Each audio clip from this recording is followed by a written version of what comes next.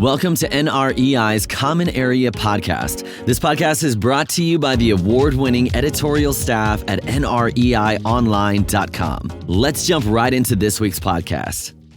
Hello and welcome to the Common Area with your host, David Bodamer. Good afternoon, David. How are you? I am doing well, all things considered. How are you? All things considered. That is the statement of the year, I believe. All things considered. Yeah, doing well here too. I know that you have a great guest on. Can you introduce the guest, please? Yes. This week we have with us Richard Barkham, who is the global chief economist and head of America's research with CBRE. Hi, Richard. Hi. Nice to be with you. Thank you for taking some time to join us this week.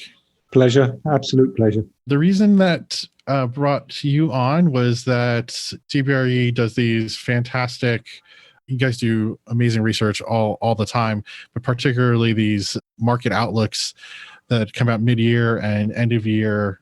The 2021 one just came out and I was just sitting down with that.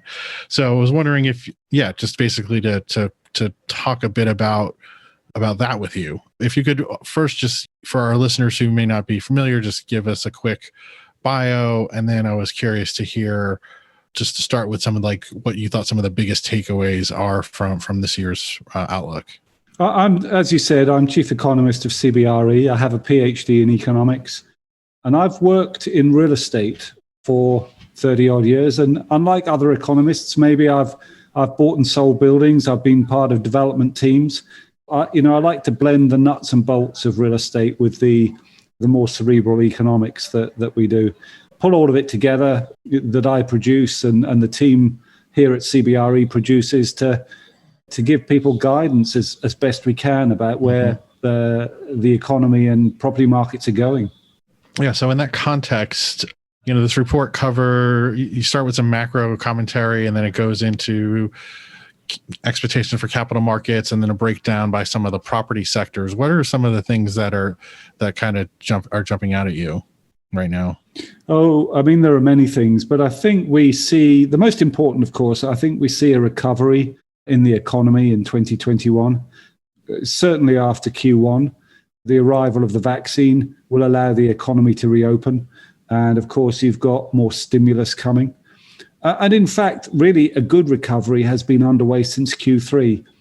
We think it'll probably slow in Q4 and Q1, but then bounce back into approximately 4.5% GDP growth in 2021.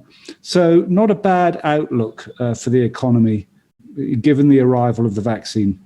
That is the thing we've been waiting for, I think, to try to have some vision of what the other side of this might look like. So it sounds like, just based on what we understand with what Pfizer said, with what Moderna said, with some of these other trials that are happening, this is like the timeline that you think is how the economy will recover from it.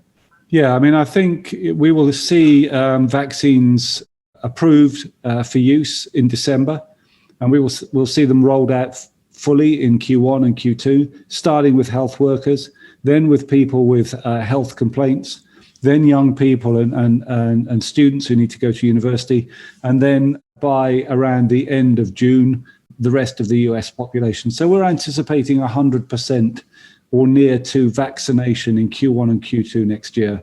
And of course, along with that will come a reopening of those parts of the economy has already reopened, but parts of it are closed. Mass transit is not very highly utilized. People haven't gone back to the office, but we see those kicking in after Q2 next year.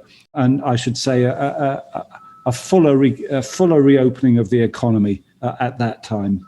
You did mention stimulus.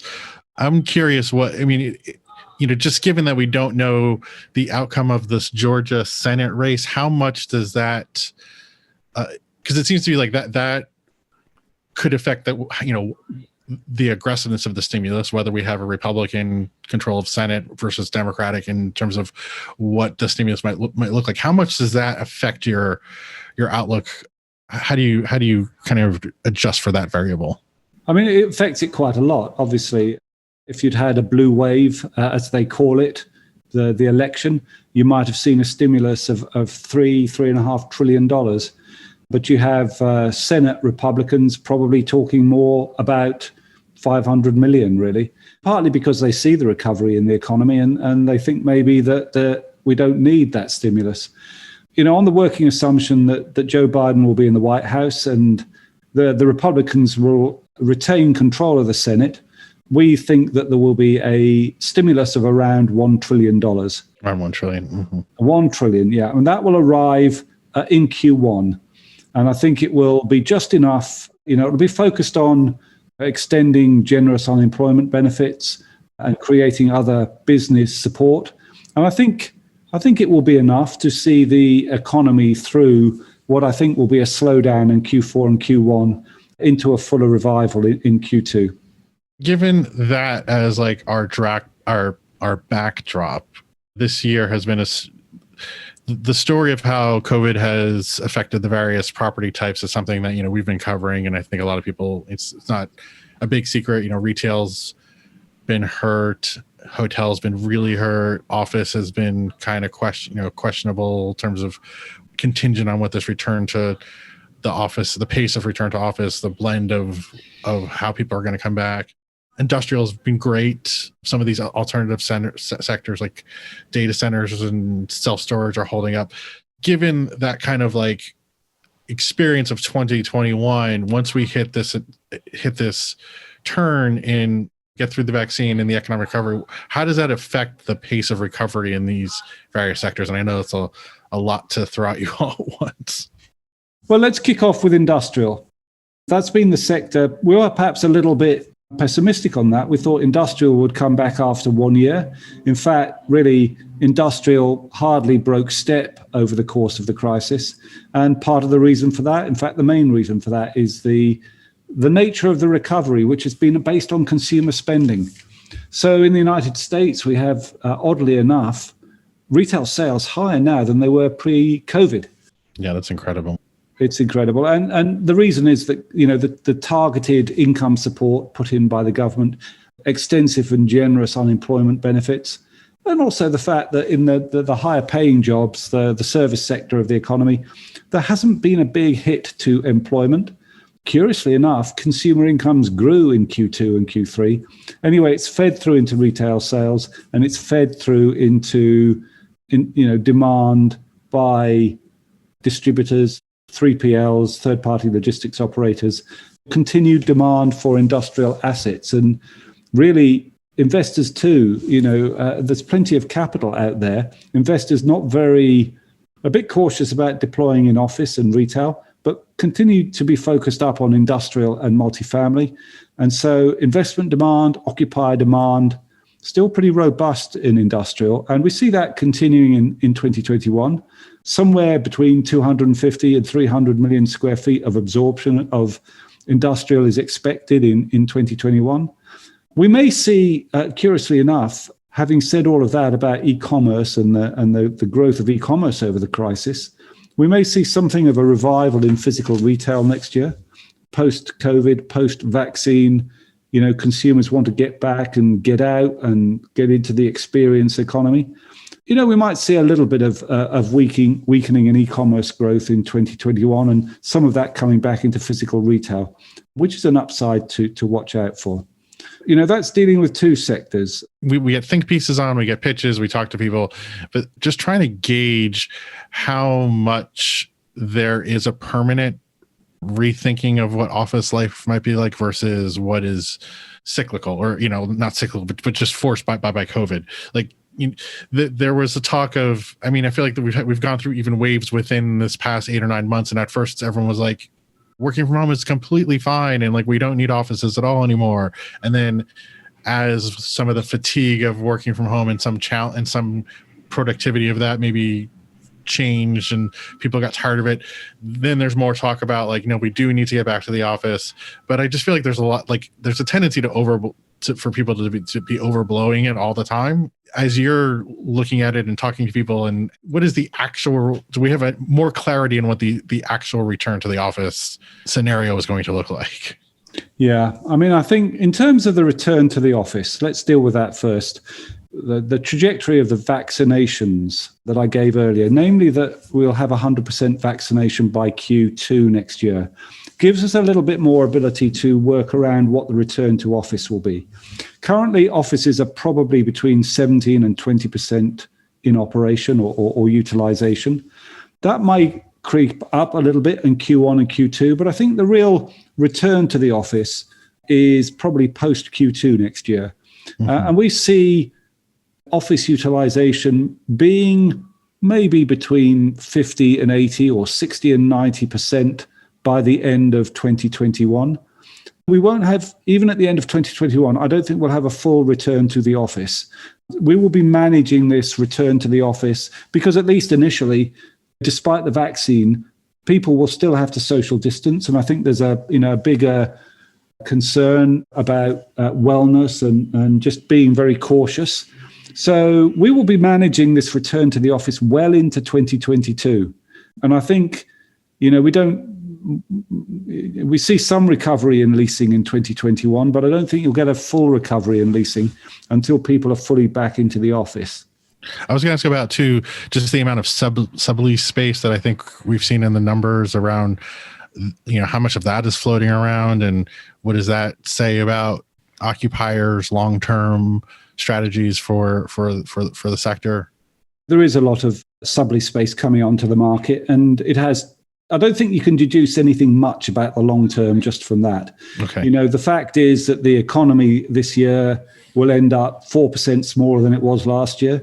And probably by the end of 2021, it'll still be 2% smaller. So the whole economy is smaller, and companies have to adjust to that. They had expected the economy to be bigger, but it's turned out smaller. So they have to adjust their platforms and their staffing and all of that stuff. That's just normal that we would see that in any hit to the economy.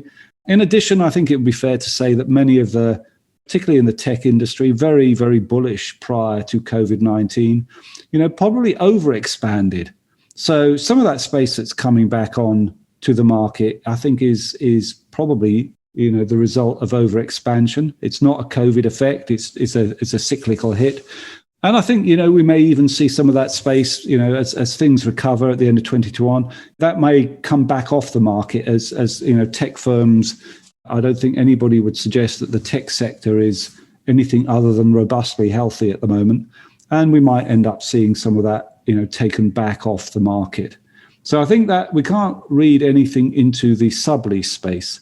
Nevertheless, what we can, the longer term issue is just, and it was taking place prior to COVID-19, it's just this trend towards remote working, which has been facilitated by Zoom technology or meeting technology.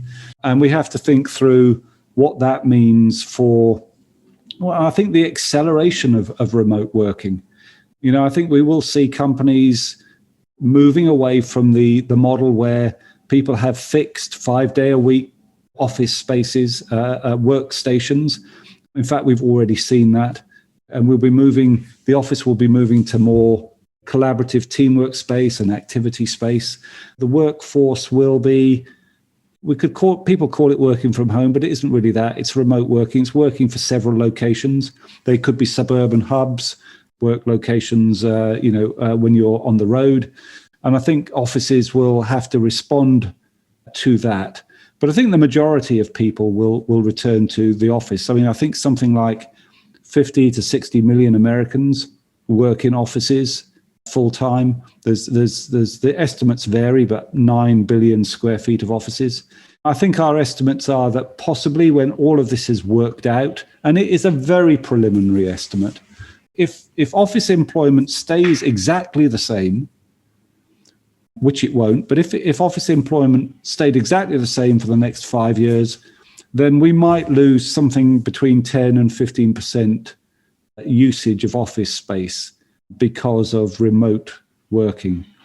But you've got to be very careful with that because that's a very, very bold estimate. And you've got to say that probably there will be some offset from companies de-densifying, right. so more space per worker. But more importantly, and let me just finish this final point, the office using employment won't stay the same. Office using employment outpaces total employment. So over the next 5 years, demand will build back up again because you just continue to get growth in the population of office using workers.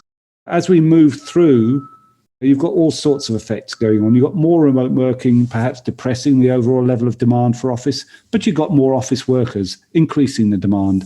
And we've probably got some medium-term reduction in demand for office, but towards the end of the a 5-year period, that will be picking up again. And of course, I suspect that one of the legacies of the crisis will be that development of offices slows up for a while. We may well end up in 2 to 3 years actually with a shortage of really good quality space, which will kick off the next office cycle. And then what about the dynamic of people relocating to, from this idea of people moving from cities to suburbs or moving from higher cost markets to lower cost markets, and the implications of that on there's implications of that for I guess for every property type. Does that mean office outlook in some of these secondary markets being different than New York, and what does that mean in multifamily, et cetera, et cetera? I mean, it seems pretty clear once you start talking about people relocate, density, people relocating from cities into suburbs or to lower cost markets, that's going to have implications of occupancy of all types, right? So how does that is that something that's real, overblown, and how does that factor into your outlooks for these sectors? Again, you've got to take into account, it's real, and it pre-existed COVID. The American housing market is on fire right now with kind of single family homes. I think people might be interpreting that as people moving from big cities to suburbs. I think it's probably just as much a consequence of super low mortgage rates. Mm-hmm. But you have had a migration over building up over the last 2 or 3 years as the expensive coastal cities have got more and more expensive, places like New York and San Francisco. Well, people have been moving out to lower cost, high amenity cities. Many of them are in the south and the east, the kind of Sunbelt cities. That trend pre-existed COVID. It may be slightly accelerated by COVID with folks realizing that certain types of work can be done remotely. And the coastal cities, I think, they depend a little bit on international migration to maintain their populations. How that plays out over the next 3 or 4 years will be interesting to watch. But you've got to remember that, cities have got 2,000 years of kind of history behind them. They remain magnets for talent. And I think once rents come down in the big cities, towards the middle and end of next year, people begin to see, some good deals on space, both residential space and office space, and cities beginning to spring back into life with all of the great things that they offer, the entertainment, the choice, the food and kind of beverage offer. My guess is that some of that migration out of cities will move straight back in, because it's not a COVID thing, it's a pricing thing. And we've got a new generation coming up, Gen Z. As they creep into the labor force, I'm pretty certain they won't want to just kind of sit at home, get their new jobs and sit at home. I think the outlook for the big cities is it's just as robust as it always was, albeit maybe with a hiccup for the next 24 months. Well, that sounds good to me. I live in Brooklyn, and it's been kind of maddening to me to hear all the cities dying and the city is dead. And it's like, I really enjoy city living, and I really miss, like you said, there's so much of it that I miss, being places that I miss going or things that I miss doing, and having little glimpses of it here or there has just made me miss it more. So I'm really looking forward to taking advantage of living in New York City again once we can.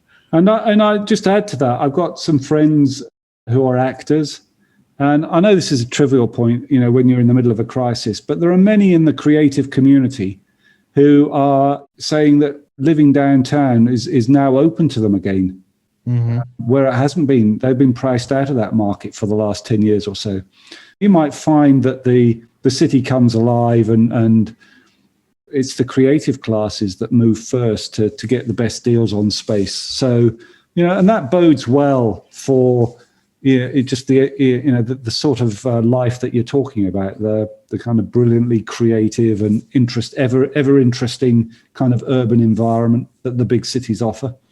Yeah, for sure. I mean, definitely. It seemed like, to be honest, leading up to this crisis, New York was, some of these strips of streets in Brooklyn that were the hearts of like these kind of sub neighborhoods. We were losing some of the character because there was a lot of aggressiveness around retail rents, and it was driving some things out of business. And now I'm hoping that, like, again, this has been a hard period because there hasn't been enough of the stimulus or aid to get some of these businesses through, so we're losing them that way. But my hope is that we come out of this and we see some of these corridors flourish with new concepts, and some of that local flavor then could complement the big national retailers that we still have and need and there's desire for, but just kind of balance of and getting some of that feel again. So I don't know. I'm hoping I'm not being too optimistic about that happening.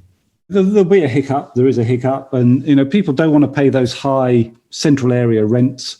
When urban amenities don't exist, it just doesn't kind of make sense. But as soon as we're through this crisis, I think two things happen. One is as we said, the kind of the fundamental of interest of kind of urban life is a magnet for talent. I think that's our view. So talent will continue to flock to downtown areas, but also mass transit will open up again. And, maybe slow at first, maybe it'll need a push and a nudge from government. But as mass transit utilization nudges up again, then over the course of next year, the big cities will come back to life.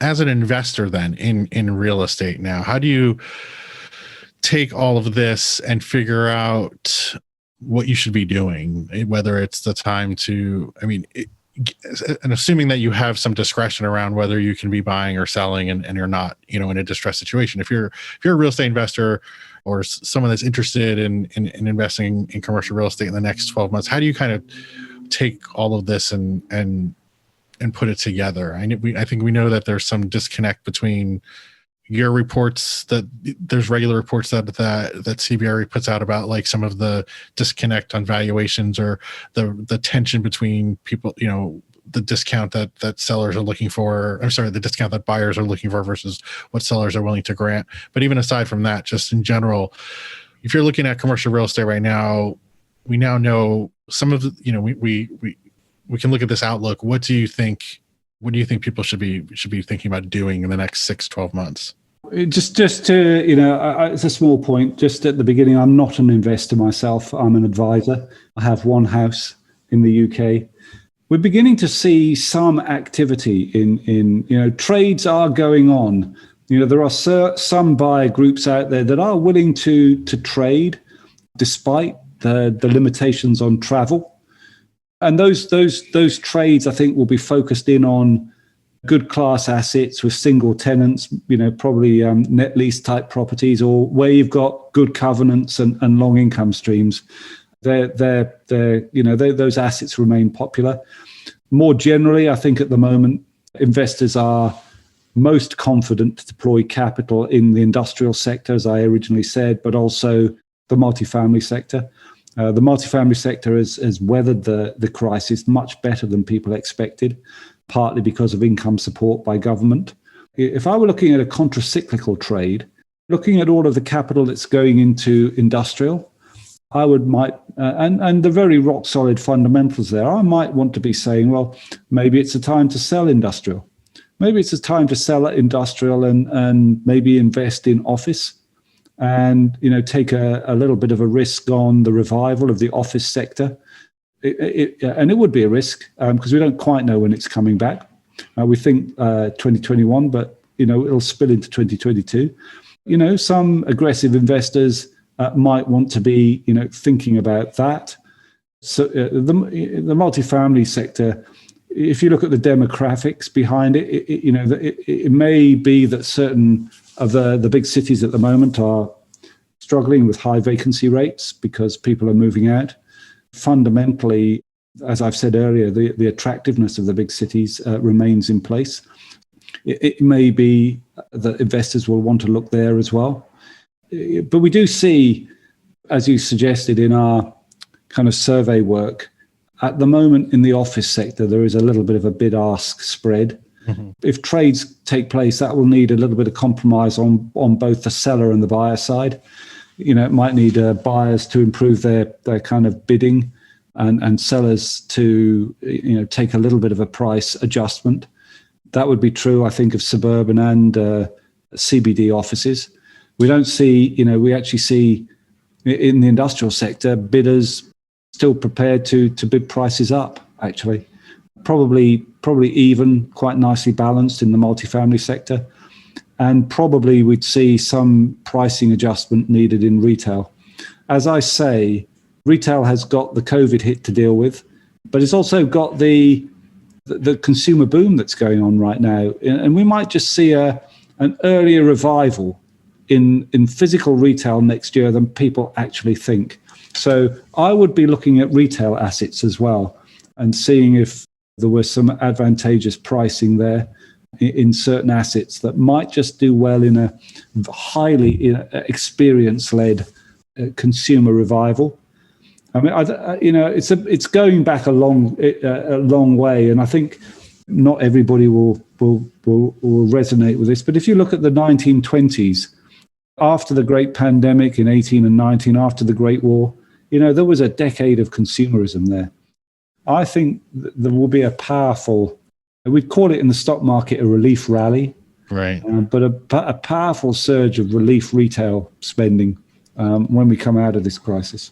And what about, I don't think we touched on the hotel sector. I mean, it would seem like that might have a longer, I think your forecast calls for a bit longer to recover. But again, once we're through this, there does seem like there's some opportunity for pickup and travel. I think your report also pointed out that there are some parts of the hotel industry that are actually even doing surprisingly good right now, particularly in driving destination markets like Virginia Beach or places where people have been able to just makes a lot of sense. You can't fly, or you're reluctant to fly, or you can't do, finding ways, if you're going to do vacation, drive to markets would make a lot of sense. Therefore, those markets have done well. But like just in general, the hotel sector.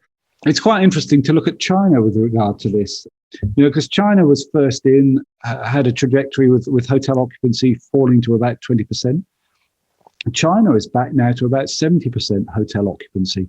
When business travel comes back, and I don't think that will be very strongly in 2021, but when business travel comes back from 21 onwards, then I think we see the full recovery in the hotel sector taking place over 2022 and not being fully complete till 2023. So it's a long way back, I think, for the hotel sector. But as you say, there are the parts of the sector the high-end sector that caters for business travel in downtown CBDs, very badly hit.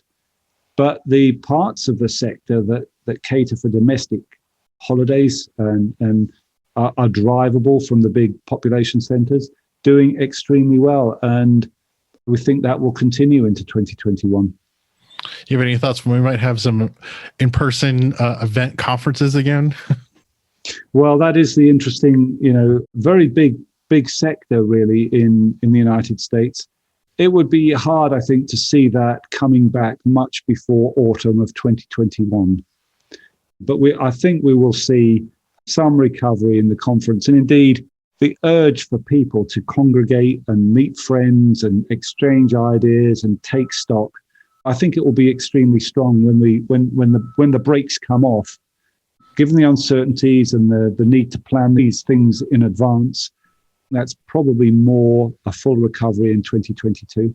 I mean, this industry loves getting together, so I think it's going to be quite interesting when we are able to again. As a Brit living in America, I think it's not just this industry. It's a feature of American life that I don't think people talk about very much. Whenever I go to a conference in a hotel, there are kind of 5 other conferences going on in industries that I've never heard of. Yeah. There are big conferences. This sector inclination to get together in big conferences is a unique feature of American life, and it'll come back pretty strongly, but not till 2022. Yeah.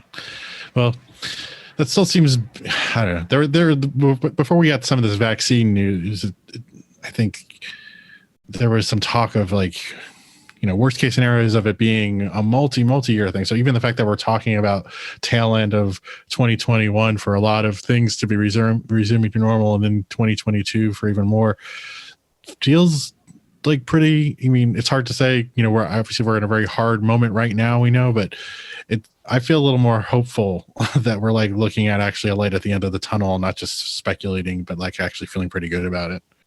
Yeah, no, I think that's exactly right. I think we feel that we're probably just about to go into the dark before the dawn.